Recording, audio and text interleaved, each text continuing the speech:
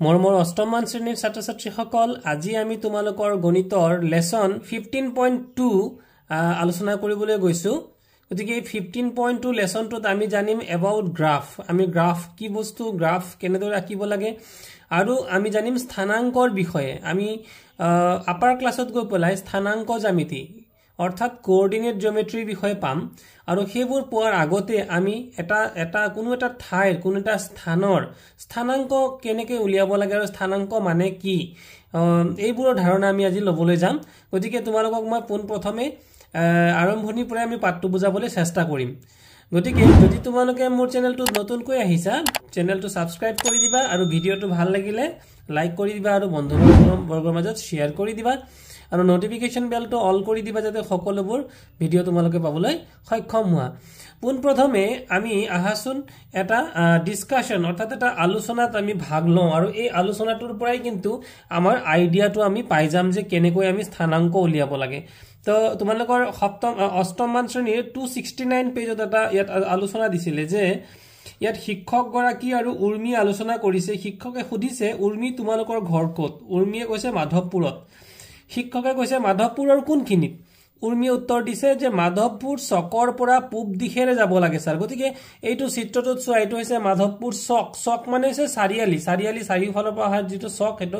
এটোক চক বুলি বুজোৱা হয় আৰু এই চকটোৰ পৰা কোনফালে যাব লাগে বুলি কৈছে পূব ফালে এটা পূব ফালে যে গৈছে বুলি কেনেকৈ গম পাম এই আছে ইয়াত লিখা আছে পূব পশ্চিম উত্তৰ দক্ষিণ সোঁফাললৈ গলে পূব গতিকে এইটো হৈছে পূব ফালে গৈছে পূব ফালে যাব লাগে তা সাৰে শিক্ষকে আকৌ সুধিলে কিমান দূৰ যাব লাগে উৰ্মিয়ে উত্তৰ দিলে সেইফালে 200 মিটাৰ মান গৈ পুনৰ উত্তৰ দিশেৰে 150 মিটাৰ গলে আমাৰ ঘৰটো পাব তো সো ইয়াত চিত্ৰত মই দেখাইছো যে 200 মিটাৰ এফালে গৈছে ইয়াৰ পৰা গৈ পেলাই আকৌ পুনৰ বাওঁফাললৈ 150 মিটাৰ আগুৱাই যাব লাগে আগুৱাই গলে বকুল গছজোপাৰ তলৰ ওচৰতে মানে তেওঁলোকৰ উৰ্মিহঁতৰ ঘৰটো গতিকে এই যে আমি পালো অৰ্থাৎ উৰ্মিহঁতৰ ঘৰটো বিচাৰি উলিয়াবলৈ হলে মাধৱপুৰ চকৰ পৰা পূব দিশেৰে 200 মিটাৰ যোৱাৰ পাছত উত্তৰ দিশেৰে 150 মিটাৰ গৈ বাওঁফালে বকুল এজোপাৰ কাষতে ঘৰটো আছে অৰ্থাৎ কোনো এটা নিৰ্দিষ্ট স্থানৰ অৱস্থিতিৰ বৰ্ণনা দিবলৈ প্ৰথমতে আমাক সকলোৱে জনা বা চিনি পোৱা স্থান এটা লাগিব যেনে এইটো চিনি পোৱা স্থানটো কি আছিল যে মাধৱপুৰ চক গতিকে এই মাধৱপুৰ চকটোৰ পৰাহে আমি গৈ পেলাই আৰু ইয়াৰ পৰা আগলৈ কিবা এটা স্থানৰ বিষয়ে জানিবলৈ পাইছো গতিকে আমি প্ৰথমতে কিন্তু আমি এটা নিৰ্দিষ্ট জনাশুনা এটা ঠাই আমাৰ লাগিব বা স্থান এটা লাগিব বাওঁফালে নে সোঁফালে আদিৰ সঠিক বৰ্ণনা আমাক লাগিব গতিকে বৰ্ণনা শুদ্ধ আৰু সঠিক নহলে কিন্তু নিৰ্দিষ্ট স্থানত উপস্থিত হোৱাত অসুবিধা হ'ব গতিকে আমি আজিকালি গুগল মেপ চাওঁ হয়নে বাৰু গুগল মেপত তোমালোকে যদি অচিনাকি ঠাইত যোৱা তেতিয়া তাত কৈ দিয়ে 200 মিটাৰ লেফট বা 200 মিটাৰ ৰাইট ফ্ৰম 200 মিটাৰ এনে ধৰণে গুগলত কৈ যায় গতিকে ঠিক এনেদৰে গুগলটো সকলো ঠাইতে নাথাকে যদি আমি মৌখিকভাৱে উলিয়াও এনেকৈ আমি উলিয়াব লাগিব তো এতিয়া কথাটো হ'ল ঠিক তেনেদৰে সহজতে কোনো এটা বিন্দু সঠিক অৱস্থা নিৰ্ণয় কৰিবৰ বাবে দুডাল নিৰ্দেশক পইণ্টাৰ লাইন আমাক লাগিব নিৰ্দেশক বুলি ক'লে পইণ্টাৰ লাইন বুলি ক'লে কোনটো বুজিম এটা চোৱা এইফালে হৈছে এইটো এটা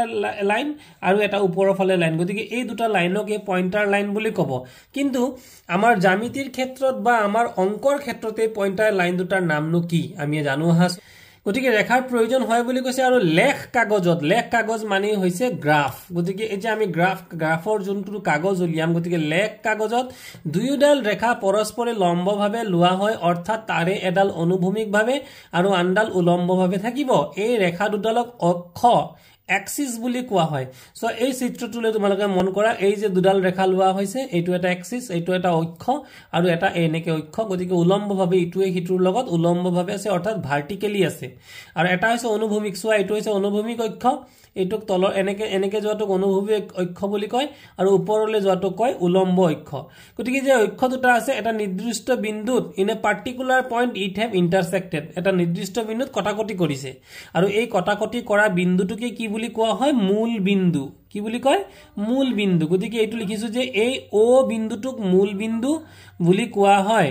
মূল বিন্দুৰ স্থানাংক এই ও বিন্দুটোক মূল বিন্দু বা ইংৰাজীত কি বুলি কয় অৰিজিন বুলি কোৱা হয় গতিকে এই যে মূল বিন্দু দেখিছে দুইটা লাইনে যত কটাকটি কৰিলে এই কটাকটি কৰা বিন্দুটোকে কিন্তু আমি মূল বিন্দু বুলি কম আৰু মূল বিন্দুটোক ইংৰাজীত কোৱা হয় অৰিজিন গতিকে মূল বিন্দুৰ স্থানাংক কিমান হ'ব 0 0 অৰ্থাৎ ইয়াত 0 মানে সোঁফালেও যোৱা নাই একো বা বাওঁফালেও কতো যোৱা নাই এটা নিৰ্দিষ্ট পইণ্ট নিৰ্দিষ্ট মই সদায় মনত ৰাখিব লাগিব যে মূল বিন্দুৰ স্থানাংক তোমালোকে নৱম শ্ৰেণী দশম মান সকলোতে কিন্তু মূল বিন্দুৰ স্থানাংকৰ ওপৰত তোমালোকৰ যেতিয়া তোমালোকে স্থানাংক জ্যামিতি পাঠটো পঢ়িবা কোঅৰ্ডিনেট জিমেট্ৰি পঢ়িবা তাত কিন্তু সদায় লাগিব যে মূল বিন্দুৰ স্থানাংক সদায় কিমান 0 0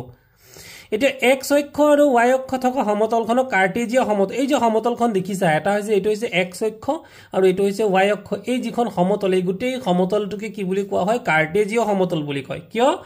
এখন সমতল ভূমিত থকা কোনো এটা বিন্দুৰ অৱস্থা নিৰ্ণয় কৰা পদ্ধতিৰ পোন প্ৰথমে 1700 শতিকাত ফৰাচী দাৰ্শনিক তথা গণিতজ্ঞ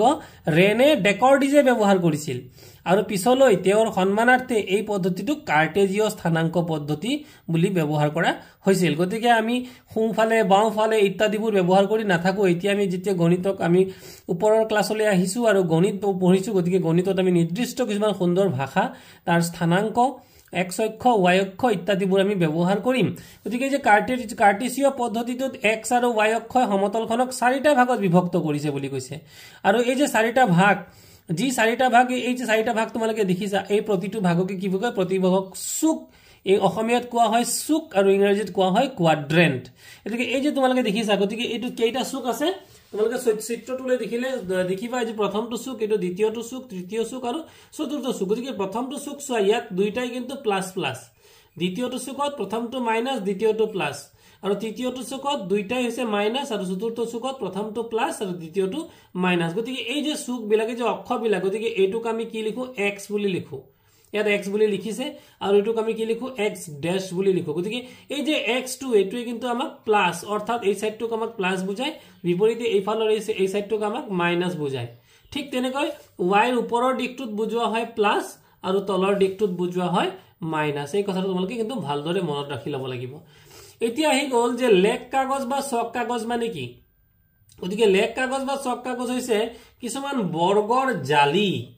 কি বুলি ক'লে some this is the net of some squares ইয়াৰ পিছত ইয়াৰ প্ৰয়োজন আৰু সুবিধা অনুসৰি x আৰু y অক্ষ অঙ্কন কৰা হয় মূল বিন্দু ওৰ সাপেক্ষে নিৰ্ধাৰিত বা প্ৰয়োজনীয় বিন্দুবোৰ বহুৱা হয় হেদৰে তথ্যৰ মানৰ ওপৰত ভিত্তি কৰি লেক কাগজখনৰ আকাৰ অনুসৰি এককবোৰ নিৰ্ধাৰণ কৰি ল'ব পাৰি এতিয়া তোমালোকে এইটো দেখিছা এইটো যে তোমালোকে ইতিমধ্যে তোমালোকে গ্ৰাফ পেপাৰ আগতো দেখিছা দেখি এই গ্ৰাফ পেপাৰখনত তোমালোকে মন কৰা কিছুমান সৰু সৰু কোঠা কিছুমান আছে আৰু প্ৰতিটো কোঠাই কেনেকুৱা what the shape of the small partitions are as a square area এটা এটা বৰ্গৰ নিচিনাকৈ আকৃতি গতিকে এটা কাৰ্টেজিয় স্থানাংকৰ বিষয়ে আমি পঢ়ুৱা হাসন যে হোৱাট ইজ কাৰ্টেছিয়ান কোঅৰ্ডিনেট মানে কি এটা কিন্তু ইম্পৰ্টেন্ট তোমালোকৰ এই পাঠটো পঢ়িবলৈ এইখিনি এটা ইম্পৰ্টেন্ট বিষয় খুব গুৰুত্বপূৰ্ণ বিষয় এইখিনি কিন্তু জানিলেহে তোমালোকে অংকবোৰ কৰিব পাৰিবা তো ধৰা হল কাৰ্টেছিয় সমতলত এখনত p এটা নিৰ্দিষ্ট বিন্দু তোমালোকে এই ছবিটোলৈ মন কৰা এটা নিৰ্দিষ্ট বিন্দু কি দিয়া আছে p দিয়া আছে হয়নে বাৰু নিৰ্দিষ্ট বিন্দু আৰু p বিন্দুটো y অক্ষৰ পৰা 4 একক দূৰত গতিকে y অক্ষ কোনটো এই ছবিটো তোমালোকে এনেকৈ সোঁফাললৈ যোৱা ৰেখাডালে হৈছে x অক্ষ আৰু এনেকৈ ওপৰলৈ যোৱা ৰেখাডালে হৈছে y অক্ষ গতিকে এই যে y অক্ষৰ পৰা এই যে p বিন্দুটো কিমান দূৰত আছে তোমালোকে মনে কৰা 1 1 2 এনেকৈ আমি যদি ডট ডট দি যাও 1 1 এটো আমাৰ হৈ গল 1 2 3 4 গতিকে কিমান ঘৰ দূৰত আছে y অক্ষৰ পৰা কিমান দূৰত আছে 4 ঘৰ দূৰত আছে হয়নে বাৰু আৰু x অক্ষৰ পৰা 5 একক দূৰত গতিকে আমি যদি x অক্ষৰ ফালে চাবলৈ যাও তেতিয়া কিমান আছে গতিকে এইটো হৈছে আমাৰ x অক্ষ মানে এনেকৈ তললৈ যোৱাডালে হৈছে x অক্ষ তো ইয়াৰ পৰা তোমালোকে মন কৰা কিমান দূৰ আছে এটা ঘৰ দুটা ঘৰ তিনটা ঘৰ চাৰিটা ঘৰ পাঁচটা ঘৰ গতিকে এতিয়া এই যে লিখিলো p45 লিখিছনে বাৰু গতিকে এই যে চাৰিটোৱে কি বুজাইছে এই চাৰিটোৱে বুজাইছে যে ই x y অক্ষৰ পৰা কিমান দূৰত আছে আৰু এই পাঁচটোৱে কি খুচাইছে যে ই x অক্ষৰ পৰা কিমান দূৰত আছে গতিকে অন্য ধৰণে আমি ক'ব পাৰো যে p বিন্দুটো মূল বিন্দুৰ পৰা ox দিশত মূল বিন্দুৰ পৰা p বিন্দুটো ক'ত আছে ox দিশত কিমান 4 একক এইটো চোৱা o এফালে আছে x গতিকে এই ox ডাইৰেকশনটোত কিমান আছে 1 2 3 4 একক আৰু oy ডাইৰেকশনটোত এটো o নহয় জানো গতিকে ওৰ পৰা যদি y ডাইৰেকশনত যাও তেতিয়ালে কিমান ঘৰ আছে ওপৰলৈ গৈ থাকিলে y ডাইৰেকশন কোনটো ওপৰলৈ ওপৰৰ ডিৰেকশ্যনটোৱে হৈছে y ডিৰেকশ্যন গতিকে ওপৰলৈ কিমান গৈছে 1 2 3 4 5 গতিকে 5 একক দূৰত্বত আছে গতিকে পি বিন্দুৰ স্থানাংক কিমান হ'ব তেতিয়াহলে 4 আৰু 5 এটা বুজি পালা এই 4টোৱে কি বুজাইছে যে 4টোৱে বুজাইছে হৈছে কি x অক্ষৰ পৰা ই কিমান দূৰত্বত আছে সৰি y অক্ষৰ পৰা ই কিমান দূৰত্বত আছে আৰু x অক্ষৰ পৰা ই কিমান দূৰত্বত আছে হেতু এটা স্থানাংক বুলি কয় ইংৰাজীত কোৱা হয় কোঅৰ্ডিনেট তো ইয়াৰ 4 পি বিন্দুৰ ভুজ বুলি কয় এই যে 4টো দেখিছা তোমালোকে এই 4টোকে পি বিন্দুটোৰ কি বুলি কব ভুজ এটো কিন্তু মনত ৰাখিবা ইংৰাজীত কোৱা হয় এবসিসা বা x স্থানাংক এবসিসা বুলিও কয় বা x স্থানাংক বুলিও কোৱা হয় আৰু 5ক 5 এই যে 5টো তোমালোকে দেখিছা এই 5টো কি বুলি কোৱা হয় এই 5ক পি বিন্দুৰ কি বুলি কয় এই যে পি বিন্দুটো আছে এই পি বিন্দুটোৰ 5টো কি 5টো হৈছে কুটি আৰু ইংৰাজীত কোৱা হয় অৰ্ডিনেট বা ইয়াক যদি আমি কবলৈ যাও y স্থানাংক বুলিও কব পাৰো গতিকে তোমালোকে কি মনত ৰাখিব লাগিব যে x অক্ষকটো সাধাৰণতে কি বুলি কোৱা হয় ভুজ x অক্ষৰ যোনটো স্থানাংক তাক কোৱা হয় ভুজ ইংৰাজীত এবসিসা আৰু y অক্ষৰ যোনটো স্থানাংক তাক কোৱা হয় কুটি এটা কোৱা হয় ইংৰাজীত অৰ্ডিনেট গতিকে কোনো বিন্দুৰ স্থানাংকৰ প্ৰথম সংখ্যা x অক্ষৰ দিশত প্ৰথম সংখ্যাটো কিমান x অক্ষৰ দিশত আছে আৰু দুই নম্বৰ যেটো সংখ্যা এই সংখ্যাৰ দ্বিতীয় সংখ্যাই y অক্ষৰ দিশত মান নিৰ্দেশ কৰে গতিকে এটো y অক্ষৰ ফালে কিমান দূৰ আছে এটো নিৰ্দেশ কৰে এইখিনি কথা কিন্তু খুবেই গুৰুত্বপূৰ্ণ কথা আৰু ইয়াৰ পৰা তোমালোকৰ এই লেসন 15.2 টো ইয়াৰ পৰা তোমালোকে পাবা এইবাৰ আমি যদি এটা উদাহৰণলৈ মন কৰো উদাহৰণ 4 ত তোমালোকে চোৱা লেখ কাগজত 4,2 বিন্দুটো বহুৱা আমাক বহাবলৈ দিছে 4 আৰু 2 এই বিন্দুটো 2 4 বিন্দুৰ হৈতে একেনে আমাক সুধিছে গতিকে 4 আৰু 2 আৰু 2 আৰু 4 এই বিন্দু দুটা একে নেকি বুলি আমাক সুধিছে গতিকে ছাত্ৰ ছাত্ৰীসকল মন কৰা প্ৰথম বিন্দুটো হৈছে কিমান 4,2 এই প্ৰথম 4 মানে কি 4 মানে হৈছে y অক্ষৰ পৰা দূৰত্ব গতিকে কিমান দূৰত আছে এইটো y অক্ষ গতিকে কিমান দূৰত আছে 1 2 3 4 এইটো আৰু এই দুইটো হৈছে x অক্ষৰ পৰা দূৰত্ব গতিকে দুইটো ইয়াৰ পৰা x অক্ষ কোনডাল এই এই চিনডাল হৈছে x অক্ষ গতিকে ইয়াৰ পৰা কিমান দূৰত আছে 1 2 এইখিনি এফালে হৈ গলে এইটো হৈ গল 2 এই যে 2 আৰু এফালে হৈ গল এই 4 টো গতিকে আমি ইয়াৰ স্থানাংক কিমান পালো 4 আৰু 2 গতিকে ভুজ কিমান ভুজ হৈছে 4 আৰু কুটি কিমান কুটি হৈছে 2 গতিকে এইটো আমি 4 2 এটা পয়েন্ট পালো সেই পয়েন্টটো কোনখিনিত আছে আমি ভালকৈ মন কৰিছো দেখিছো হয়নে বাৰু এটা 2 4 পয়েন্ট চোৱা এই 2 কত হ'ব 2 হ'ব কি আমি y অক্ষৰ পৰা দূৰত্ব গতিকে ইফালে কিমান যাব 2 ঘৰ আৰু ওপৰৰ ফালে কিমান যাব 4 ঘৰ গতিকে এইটো হৈছে 2 4 গতিকে 2 4 বিন্দুটো কত আছে ইয়াত আৰু 4 2 বিন্দুটো কত আছে ইয়াত গতিকে দুইটা বিন্দুৰ স্থানাংক একেই নে নহয় দুইটা বিন্দুৰ স্থানাংক বেলেগ বেলেগ এবাৰ উদাহৰণ 6 টোলে মন কৰা যে লেখ কাগজত তলৰ বিন্দুবোৰ বহুৱা তলত কেইটামান বিন্দু দিয়া আছে আৰু এবিলাকক বহাবলৈ দিছে এই বিন্দুবোৰ একেডাল ৰেখাতে আছে নে নাই তাক পৰীক্ষাও কৰিবলৈ দিছে হয়নে বাৰু গতিকে ছাত্ৰ ছাত্ৰীসকল বিন্দুবিলাক কিমান দিছিলে a দিছিলে 1 আৰু 8 গতিকে a এনেকুৱা এটা বিন্দু যাৰ y অক্ষৰ পৰা দূৰত্ব কিমান 1 গতিকে এই সিধাকে এই লম্বা ৰেখাডালে হৈছে y অক্ষ গতিকে ইয়াৰ পৰা ই কিমান দূৰত থাকিব 1 দূৰত্বত গতিকে এইটো চোৱা মন কৰা যে ইফালে এনেকে যদি যাও গতিকে এইটো হ'ব 1 আৰু x অক্ষৰ পৰা দূৰত্ব কিমান 8 গতিকে এইটো হৈছে এডাল গুটেই এডাল হৈছে x অক্ষ গতিকে ইয়াৰ পৰা কিমান দূৰত আছে এনেকে যদি আমি গণু 1 2 3 4 5 6 7 8 গতিকে এই কোণত হৈছে আমাৰ বিন্দুটো ই কিমান হল y অক্ষৰ পৰা দূৰত্ব কিমান মাত্ৰ 1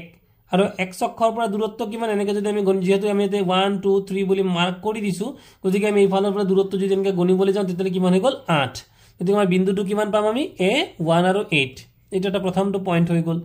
গতিকে দুই নম্বৰৰ পয়েন্টটো কিমান দি আছিল b 3 6 গতিকে প্ৰথমটো কিমান আছে 3 গতিকে আমি এইফাললৈ কাউন্ট কৰিব লাগিব 1 2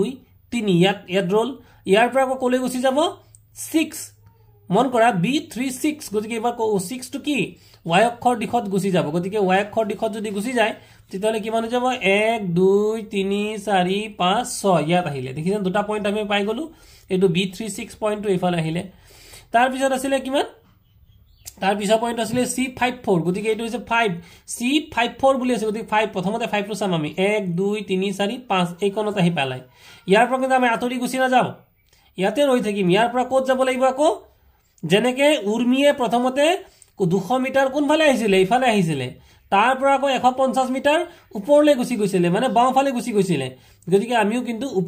ওপৰলৈ যোৱা মানে y অক্ষৰ দিশত গুছি যাম কিমান যাম y অক্ষৰ দিশত গুছি যাম 4 গতিকে আমি ইয়াৰ পৰা গণা যে 1 2 3 4 গতিকে আমাৰ বিন্দুটো হ'ব এইটো গতিকে ইয়াৰ নাম দিলো আমি সি বিন্দু আৰু তাৰ স্থানাংক হ'ব 5 আৰু 4 ঠিক তেনেকৈ তাৰ পিছৰ পইণ্ট আছিল ডি গতিকে ডি কিমান আছিল 6 3 এইটো ডি এইফালে আহিব কিমান 1 2 3 4 5 6 হৈ গল আৰু ইয়াৰ পৰা ওপৰলৈ কিমান যাব 1 2 3 এইটো পইণ্ট শেষত কিমান ই 8 1 গতিকে এইটো 8 আৰু 1 গতিকে ই পইণ্টটো এইটো আছে ই পইণ্টটো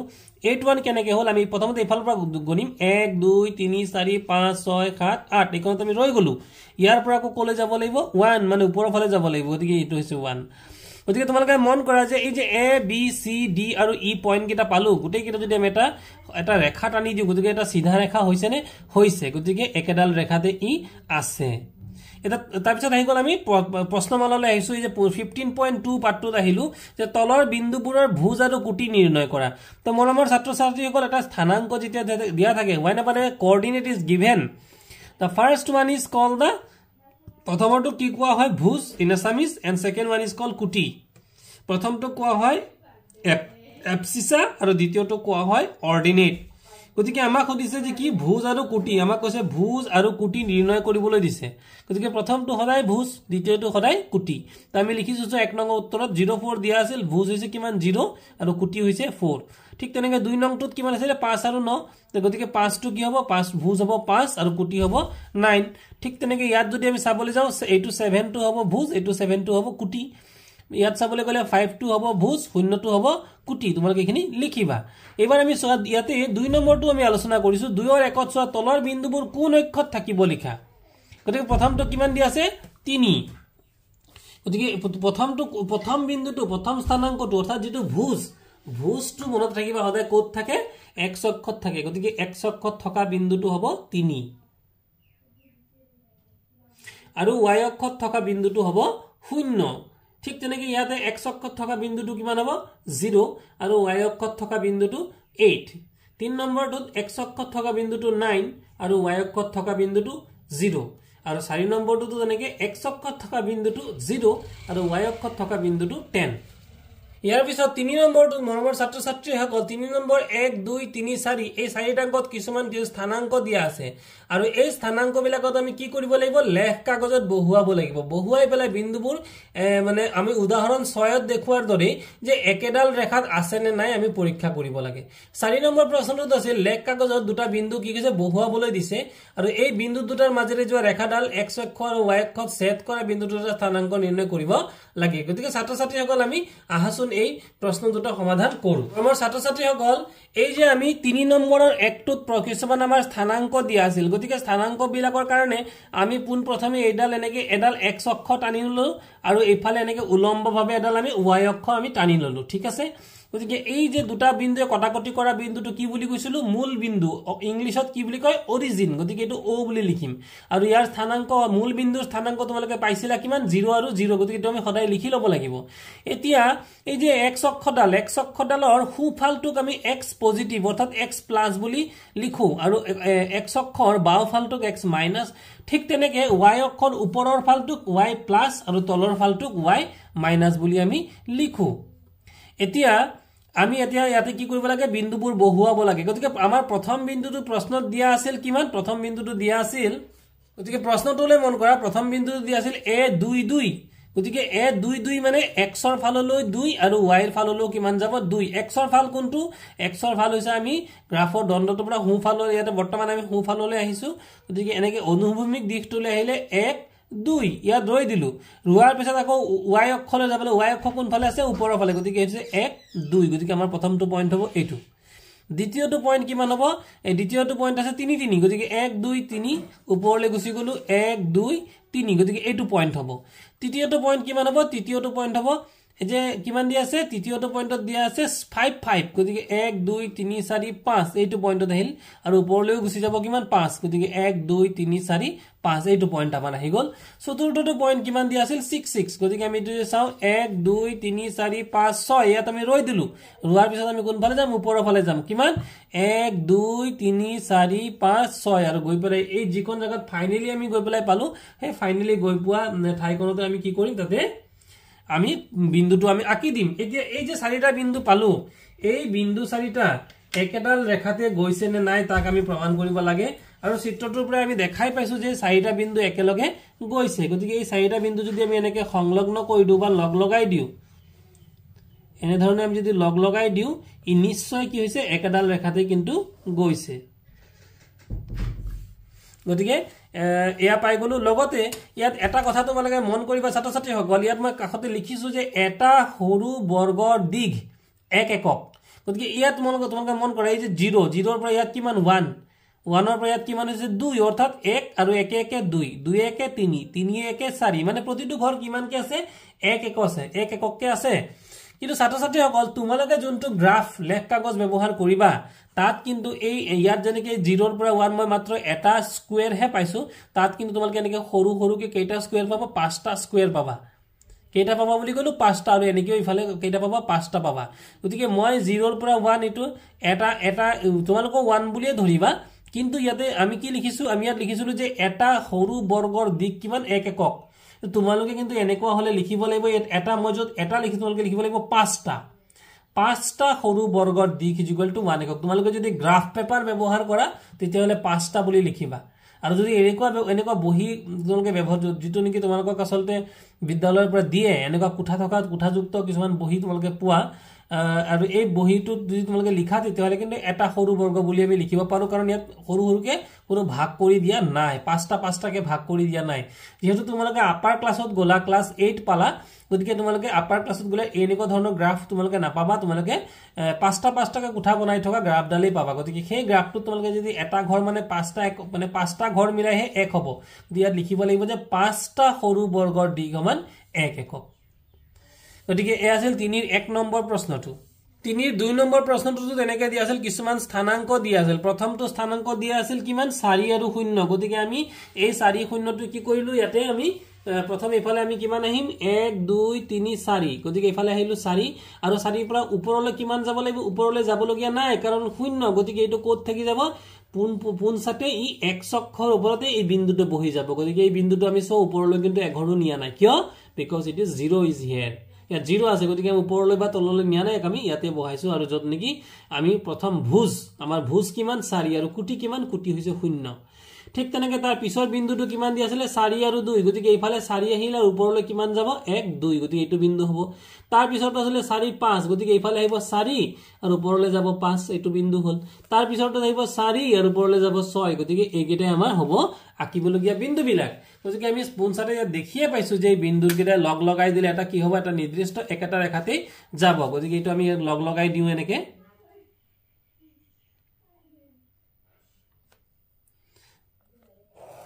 ইয়াক আমি লগ লগাই দিওতে ই এডাল সৰল ৰেখাতে গৈছে আমি স্পন্সাৰে দেখা পালো গতিকে ইয়াত আমি লিখিছো প্ৰতি সৰু বৰ্গৰ দিঘ ইকুৱেল টু 1 একক তোমালোকে কি লিখিব লাগিব যদি তোমালোকে সৰু গ্ৰাফ ব্যৱহাৰ কৰা তেতিয়া হলে সৰু সৰু কোঠাৰ গ্ৰাফ ব্যৱহাৰ কৰা তেতিয়া লিখিব লাগিব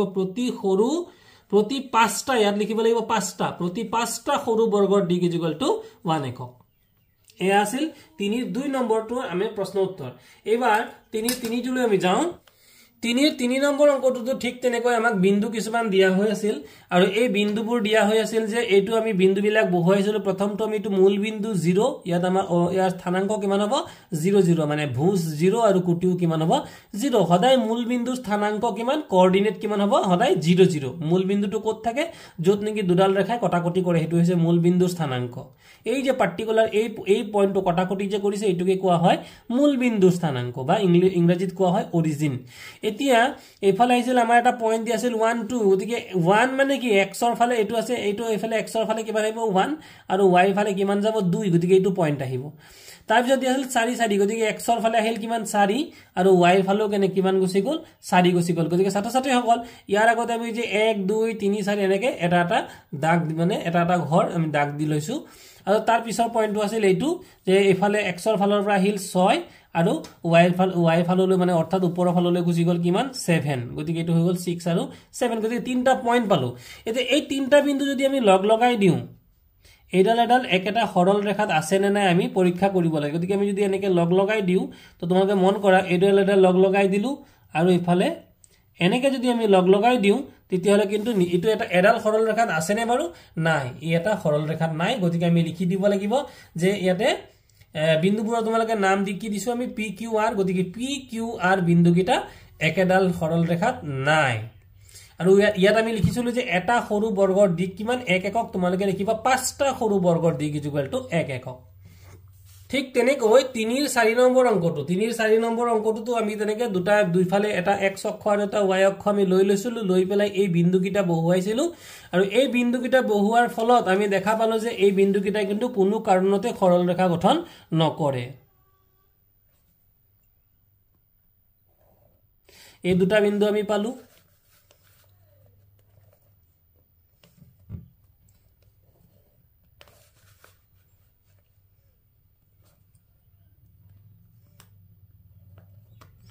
এই আমি তোমালোকে স্পষ্ট কৰি দেখিছা তোমালোকে যদি এই বিন্দুবোৰ লগ লগাই দিয়ে ই কিন্তু এটা সৰল ৰেখা নহয় আৰু বিন্দুবোৰ কিমান আছিল 5 2 1 অৰ্থাৎ x ৰ ফাললৈ কিমান 2 1 2 আৰু y ফাললৈ কিমান 1 গতিকে ওপৰৰ ফালে এটো এটা ঘৰ গৈছে এটো আমাৰ বিন্দুটো ঠিক তেনেকৈ তাৰ পিছৰটোত আছিল কিমান 2 মানে x ৰ ফাললৈ 1 এফালে আহিল 1 আৰু 2 আৰু ওপৰৰ ফাললৈ কিমান গুছি গল 1 2 3 4 5 এটো 5 আছে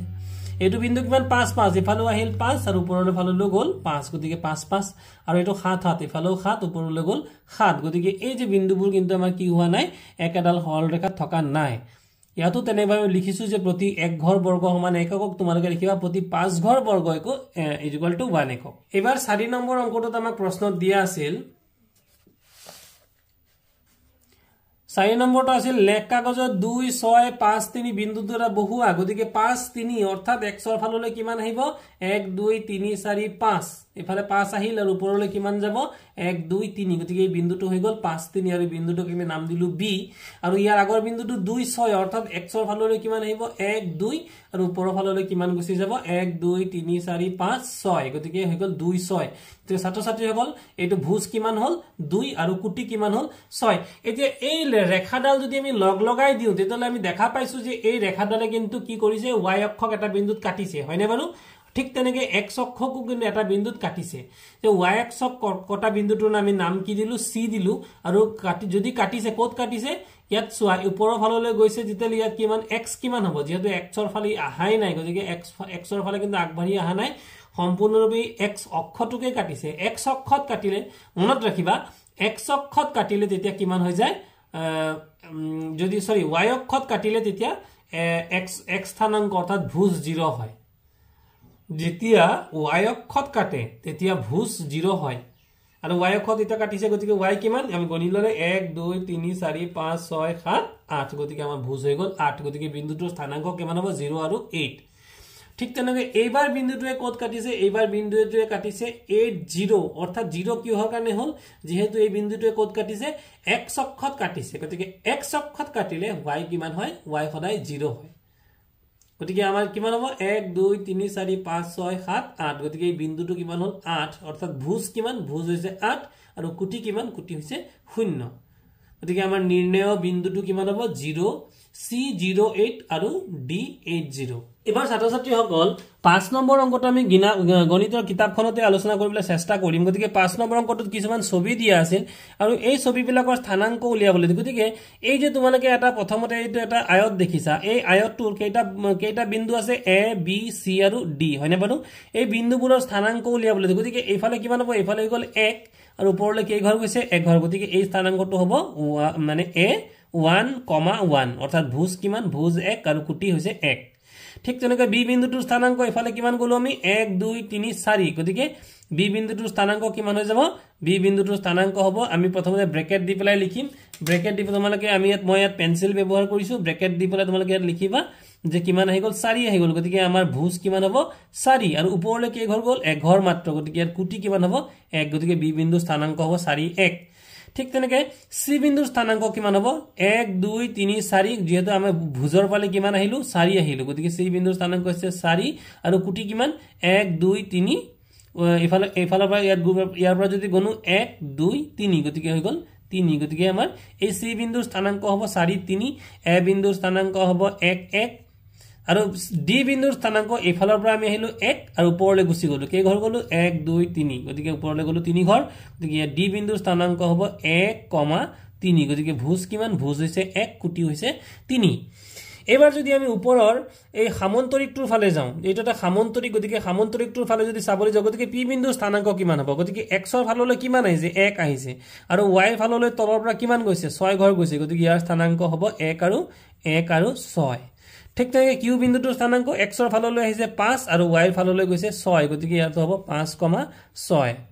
ঠিক তেনেকৈ আৰ বিন্দুটোৰ স্থানাংক এক্সৰ ফাললৈ আহিছে, আমি মন কৰিম 1 2 3 4 5 6 7 আৰু ওপৰৰ ফালে কিমান গৈছে? 8, গতিকে ইয়াৰ স্থানাংকটো হ'ব 7,8, গতিকে ইয়াত ভুজ কিমান? 7 আৰু কোটি হৈছে 8।